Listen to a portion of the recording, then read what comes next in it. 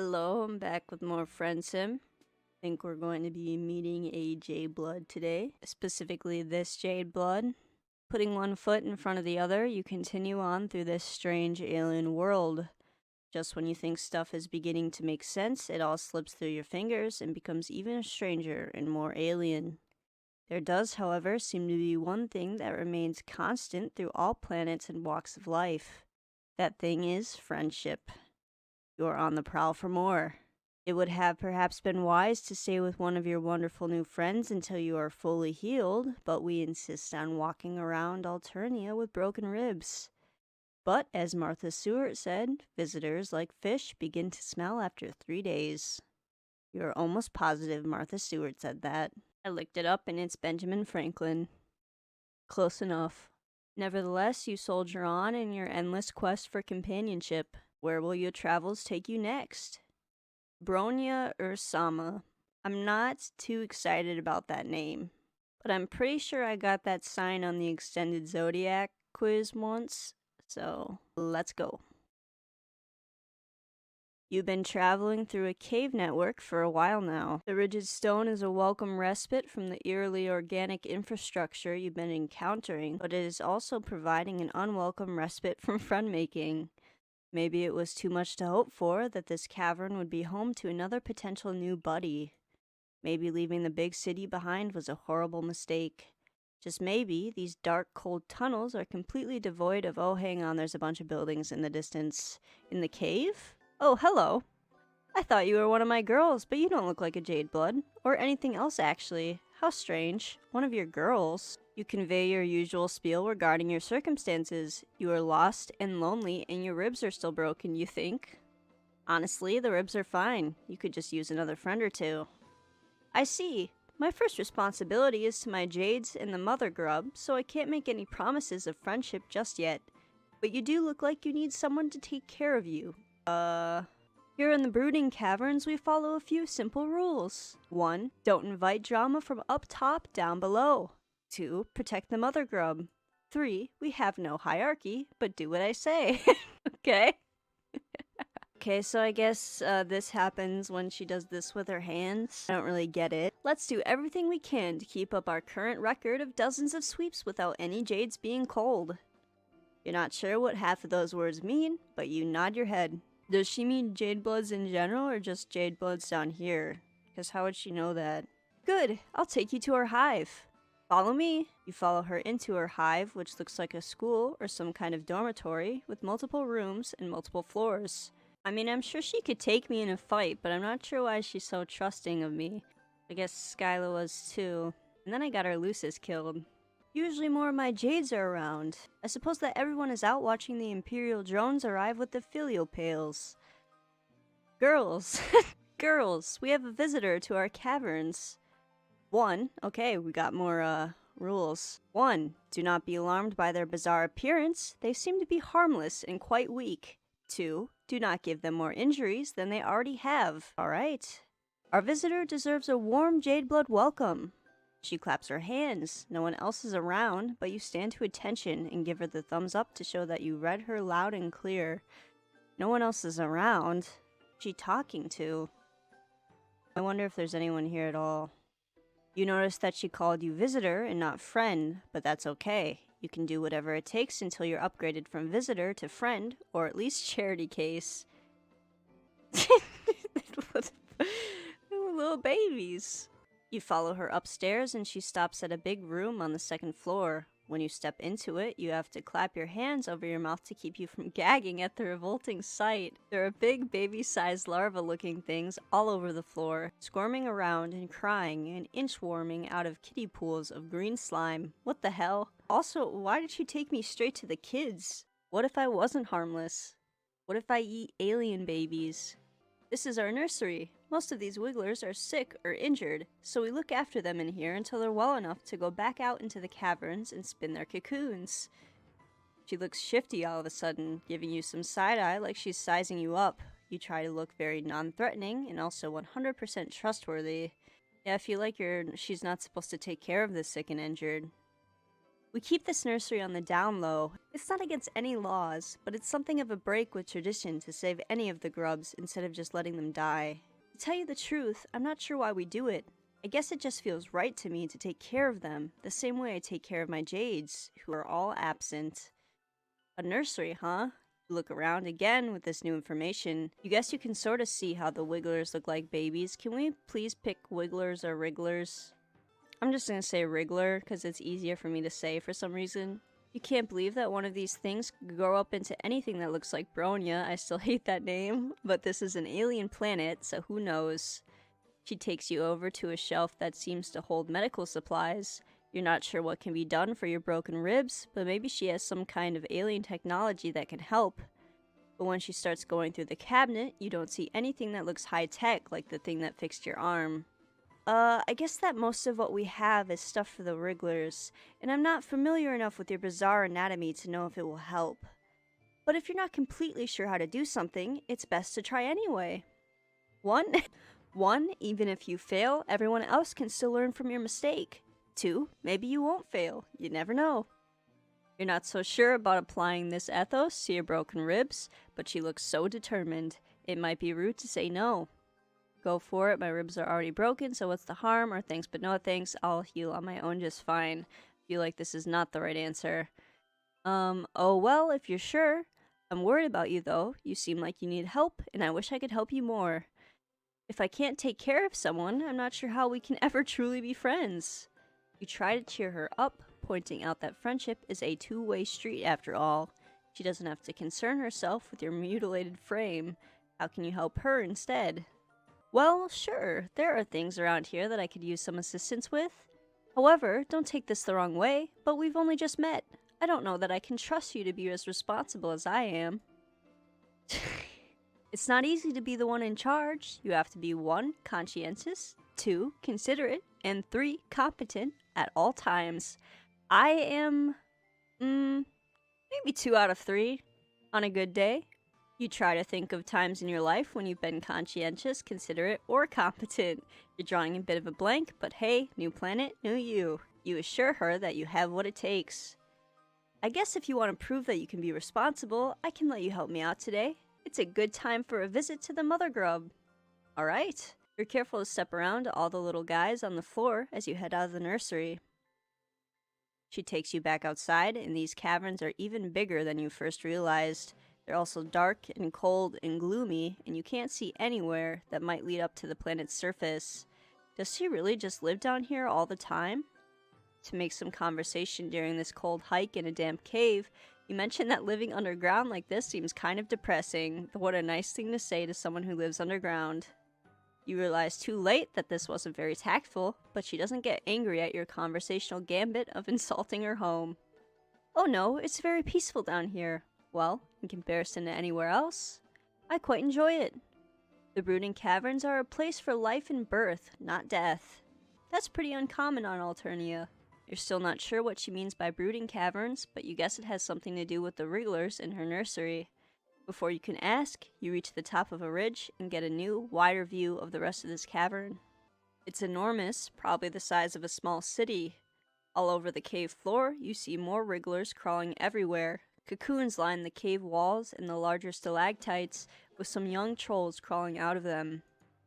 Walking, flying, and crawling among the wrigglers and young trolls are a variety of white monsters of all kinds and shapes and sizes. In the center of the cavern there is, you don't even know how to describe it. Looks like a huge many-legged queen bug of some kind, with a goat-shaped skull and horns coming out of her head. Her bulbous sphincter ripples as she lays a continuous stream of hundreds of eggs, from which you assume the gray wrigglers will hatch. Fucking gross. In marching through all this, you see several hulking bipedal creatures, each carrying 2 buckets either to or away from the mother grub. Let's not get seen by those, please. They look armed, and they move like regimented troops, soldiers of some kind. You are instinctively terrified of them. This is where the magic happens, and by that, I mean the continuation of our species. J-Bloods like myself are entrusted with looking after this process, which is of course a very special job. Well, at least you're happy with it. Fucking stop with the numbers. 1. The Imperial drones carry filial pails of genetic material to the mother grub for her slurry. 2. She lays eggs that hatch new grub broods. 3. After the wrigglers emerge from their cocoons, the new trolls will go through the trials, and the ones that make it will be selected by a lucis to help care for them. 4. Together, the young trolls and their luci go up to the surface together, while the trolls will grow up, or get cold, or whatever. As Bronya explains troll reproduction to you, one of the Imperial drones veers sharply to the left, and in the process tramples over a few wrigglers and young trolls. Jesus. The drone continues on, but several of the luci cry out, crowding around their dead or injured charges. Christ. Upsetting. One of them, a gigantic beast that resembles a bison, bellows and rears up on its hind legs, hitting one of the other luci with its front hoof. Okay, this is going to end pretty badly. Oh geez, not again.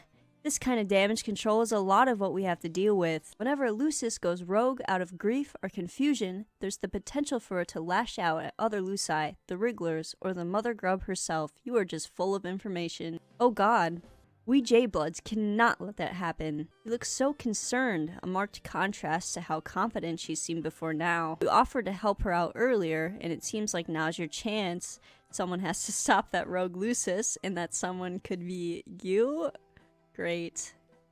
Fight the monster, save the day, you got this, or be a weenie. Fight the monster, save the day, you got this. I imagine that I don't got this. The bison lucis seems to be causing quite a ruckus. Other luci have now gotten riled up too, with some of them trying to gather wrigglers to keep them out of harm's way, and others just getting hyped to thrash. It seems like it could turn into a monster stampede, and they're close to the mother grub's big, soft, vulnerable abdomen. Not great. Fighting a monster single-handed seems like a daunting first step in a friendship, but you did tell her you could be responsible, because this is very responsible. You square your shoulders and tell Bronya that she has nothing to worry about. You're going to stop that lucis, calm down all the other luci, and protect the mother grub, all without breaking a sweat, and hopefully without breaking any more bones either. Whoa there, I was going to suggest that I go after it while you stay here. You seem kind of weak and fragile, even apart from your injuries, I mean. I don't want you to get hurt worse, and I'm not sure I trust anyone other than myself to take the lead on this. That wasn't quite the reaction you were hoping for. Normally, you would be all about sitting back and letting her protect you, because, well, protection and responsible is a good look on her. But desperate times call for desperate measures, and you don't know how else you're going to prove yourself worthy to be her friend. You do your best to project an air of confidence, or at least competence. You assure her that this is no sweat for you. You take down raging bison back on your home planet all the time. You're known for it, actually. Well, if you say this isn't your first ungulate roping gallop exhibition, I believe you. I've done plenty of those. I'll hang back to let you give it a shot. But if it gets too overwhelming in there, I'm right here. 1. Caring for the mother grub is my responsibility as a Jade Blood. 2. I'd never abandon a friend to deal with a mess on their own. If we end up being friends, that is. Oh hell yes, now you have reason to hope.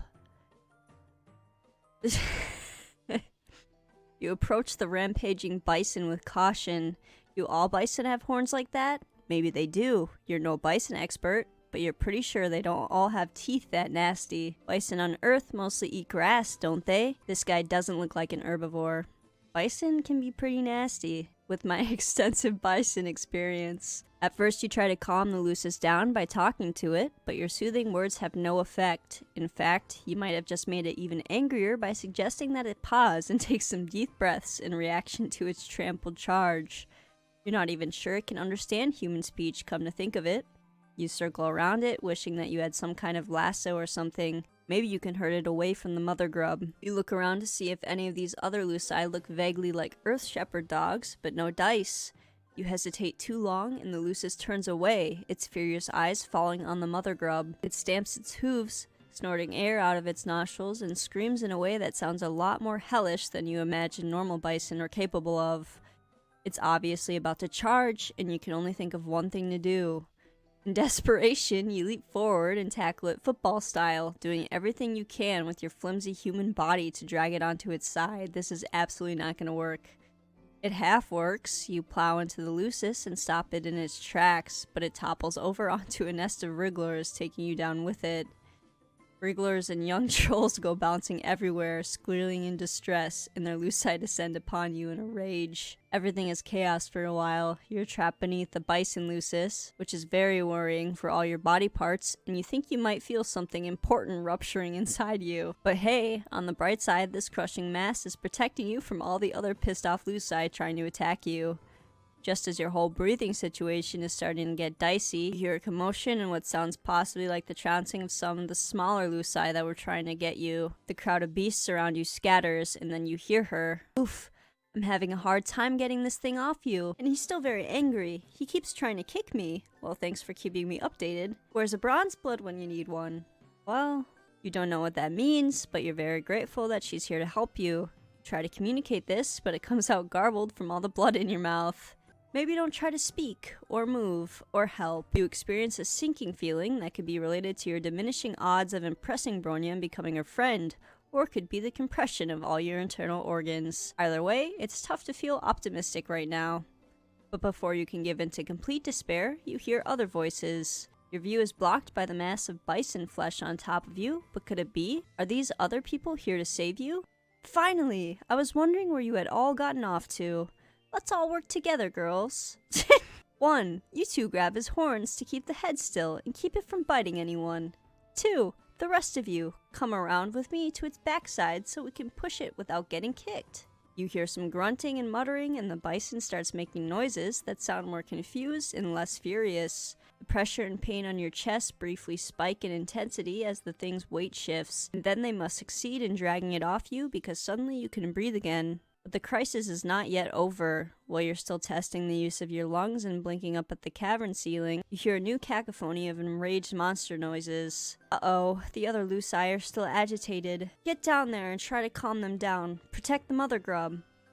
You try to lift yourself to see what's going on, but putting any weight on your arms makes you feel like maybe all your bones got turned to confetti. Painful, painful confetti. This might be the good ending, cause she did get to help me. You feel strong hands propping you up gently, and now your head is in Bronya's lap. You try to focus more on how this is a nice place for your head to be, and less on the pain. This is not good. I don't know if my jades can reach the stampede in time, and the mother grub could get injured. Not to mention all these wigglers in danger. Oh no, you didn't think this situation could get any worse, but now you see that several of the Imperial drones that had been about to leave the cavern are turning back, drawn by all the noise and chaos. Not great. But maybe this could be a good thing? Maybe they can instill some order? Jesus. Fuck, they're going to kill everyone. She scrambles to her feet, in the process letting your head whack down on the cave floor. Your vision swims, but you can still make out the drones firing indiscriminately at the Lucii, at the grubs and wigglers, and at the jade bloods. Yeah, this is not the good ending. One laser beam skims the side of the mother grub's massive midsection, and her scream is so loud that the ceiling shakes, and a few stalactites shake loose, falling on drones and Lucii and wrigglers alike.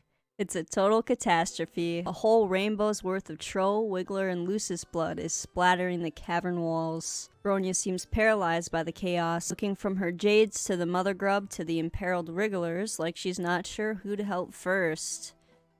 Yeah. I can't believe it. This is the worst disaster we've ever had down here. And all because I thought I could sit back and let someone else be responsible for once. If I were a less secure person, I could let this moment plant a seed of self-doubt in my mind about my ability to take care of others and do my job well. Or I could... Or I could chalk it up to you being really fucking stupid.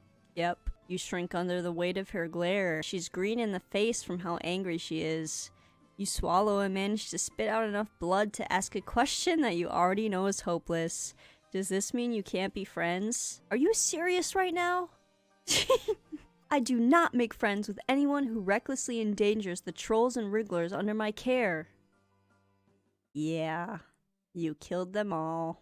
Okay, I imagine that sitting back and letting her take care of things will get us the good ending. So before I do that, I want to see what happens if I let her apply the medicine on me way back at the beginning.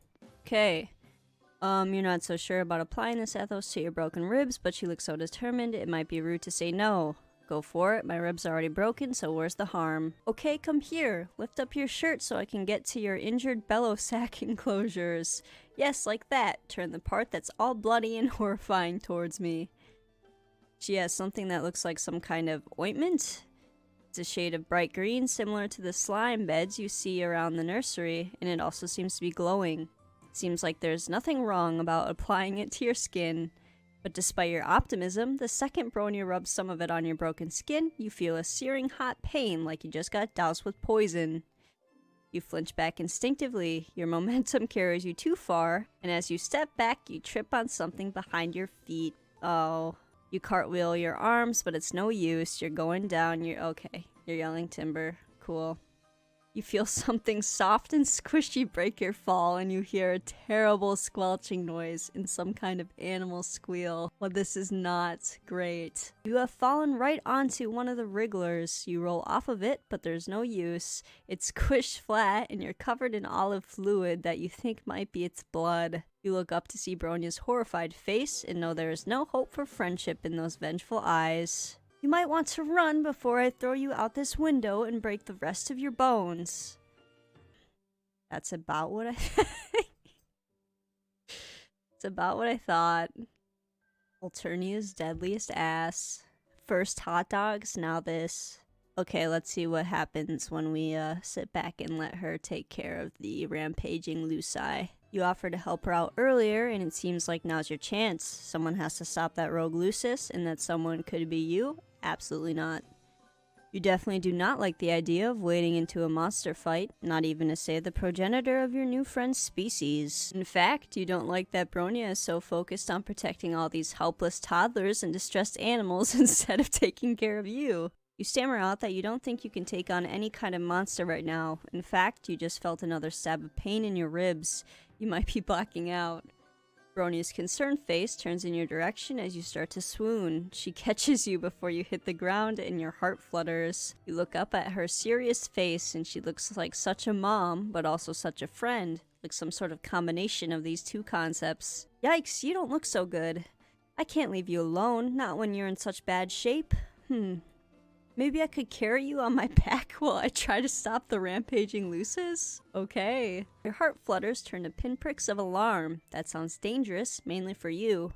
You try to think of what you can say to dissuade her. Something other than, I think you should ignore the helpless babies and mother in danger behind you in favor of continuing to hold me in your strong arms. But before you can speak, you hear a commotion behind her. She turns to look over her shoulder, and her face sags with relief. Yes, the other Jades are here. They should know what to do. We've taken care of crises like these before. Of course, usually I'm there to help. You crane your neck, you can just glimpse a crowd of trolls corralling the rogue Lucis away from the mother grub, while other trolls calm the remaining Luci and swoop up any wrigglers in harm's way. It looks like I needn't have worried. They're more than capable of stepping in while I'm otherwise occupied. I'm so proud. You take this opportunity to compliment her on what a good leader she must be to have trained the others so well. Super smooth. She beams at you and sets you down carefully on the cavern floor, kneeling at your side. This could have gone quite badly. Tell me about it. I'm glad I didn't make the wrong choice when I stayed to help you instead of rushing off. It just goes to show, sometimes the best thing you can do for the group is to take care of the weakest person in it. You kind of want to object to being called the weakest person, but you did just fake a fainting spell for attention, so maybe now isn't the best time. Instead, you thank her sincerely for sticking by your side. The two of you watch together as order is gradually restored to the chaos below, and even with your injuries, you feel close to content and quite hopeful about how this relationship is progressing. You notice that at your side, several wrigglers are blindly squirming around, confused and crying. There are some young trolls here too, looking around, all lost and bereft. You're not sure if their Luci ran off with the others that got involved in the fracas, or if these little guys are orphans now. Now that you're seeing them out in the natural cavern light, the wrigglers look less like maggots to you. In fact, they're even kind of cute. You can see why Bronya would want to take care of them. One of the smallest wrigglers closest to you has somehow flipped himself over onto his back and seems unable to right himself, his little legs waving in the air while he cries. This I'm confident that we can fix. Trying to be careful with your ribs, you reach out to scoop him up and cradle him to your chest, rocking him back and forth until his cries quiet down. Wow, you have a very strong nurturing instinct. I think he likes you. You almost look like you could be his Lucis, or a Jade Blood. You are pleased that she approves of your caretaking display. The Wriggler's cough breaks through your haze of smug satisfaction, and when you look down, you realize that he seems to be having some trouble breathing. You point this out to Bronya. Good observation. You really are a natural at taking care of other creatures, aren't you? Absolutely not. Some people find that nurturing ability to be very attractive in a potential friend. But as for the Wriggler, this is definitely not a good sign. I'm surprised none of these drones have noticed that he's sick. If we leave him here, he'll be cold for sure. Bronya takes the Wriggler from you, and you're more than happy to hand him over, considering that you have no idea what to do with a sick baby that's not your species. Also, your broken ribs make holding a baby kind of painful, and Bronya holds the Wriggler carefully, but with perfect ease, just like you hope she'll cradle your new friendship in its infancy. Once Bronya feels assured that her Jades have the situation at the brooding caverns under control, you both take the Wriggler back to the Jade Blood nursery. You hover kind of uselessly while Bronya sets up some kind of crib filled with green slime. You're a little concerned when she takes the Wriggler and submerges him under the slime because, like, he was already having trouble breathing? Surely drowning him in slime won't help? The soaper should help strengthen his bellow sacs and soothe his sorrow shoot. When he gets healthy again, I'll take him back to the cavern and set him free to make his cocoon and pupate. But he's so small, it's unlikely that he'll survive the trials or be selected by a Lucis. You hate to see Bronya looking sad. You try to be sympathetic, mentioning your astute observation that this whole system set up with the Wrigglers and the trials, and the culling seems pretty brutal. Yep. What? Oh no, I would never suggest. This is just the way the world works. And it's fine. It's fine. The trials are how young trolls prove that they're strong enough to survive. It's only right for the weak to be cold. Okay. It's the purpose of Jade Bloods to ensure the continuation of our species, and consequently the hemospectrum. I don't like that. 1. We are not revolutionaries.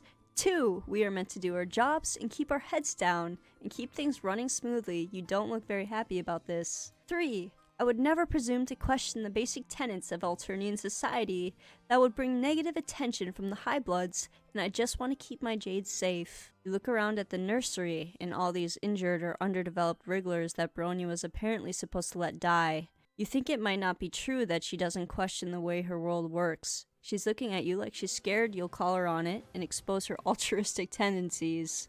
You try to salvage this conversation thread. Did you say that culling Wrigglers sounds brutal? You meant neutral. Yes, you feel 100% neutral about this topic, neither committed to the culling side of things nor eager to take arms up in revolution. Ah yes. Neutral is how I feel about it as well. What a good word to describe exactly how I feel about all controversial political subjects. Did I mention that keeping this nursery isn't technically illegal? Because it isn't, technically. There's no reason for any of Triz's drones to come investigating our hive, and if any drones do come knocking, we have nothing to hide. No borderline revolutionary ideas will be tolerated within these walls. Bronya laughs nervously and looks around the room, like she's making sure that any Imperial drones hiding in here heard her announcement. You feel bad for how nervous she is. You didn't mean to freak her out. You tell her that she sounds super convincing, and why shouldn't she? Because she's clearly telling the truth. If you were an Imperial drone, you would definitely be satisfied right now with her clearly law-abiding and neutral ways. Thank you, that means a lot. You cast about for something to change the subject. Mention that your ribs are feeling a bit better. They are? Bronya's face brightens and she lifts up your arm gently so she can touch the injured part of your torso, examining it in her typically responsible and authoritative way. You shiver and wonder if her touch has healing properties. I'm glad to hear that. After all, I don't like it when my friends suffer. Your heart leaps. You look up, scarcely allowing yourself to hope. Could it be? Or was she just making a general statement? If you're not in any more pain, hopefully that means your injuries will heal soon. I'll take care of you until then, my friend. You are overcome. Your eyes fill with tears. Bronya smiles at you and squeezes your hand. All right. Well, we made friends with Bronya, and all we had to do was not sit on any babies.